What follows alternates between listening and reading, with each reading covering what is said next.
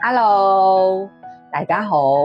今日嘉琪姐咧想同大家分享下，頭皮就好似塊泥土，毛囊咧就係扎根喺入邊嘅。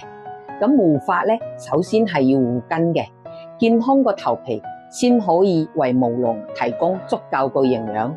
但係皮脂腺咧分泌過多個油脂咧，就會同角質混埋一齊咧，就變成堵塞物，搞到毛囊萎縮。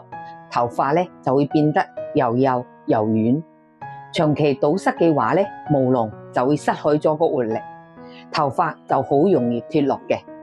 主要定期做好清潔同埋頭皮個護理，清除咗堵塞物，咁個毛囊咧就可以重新吸收營養，恢復活力。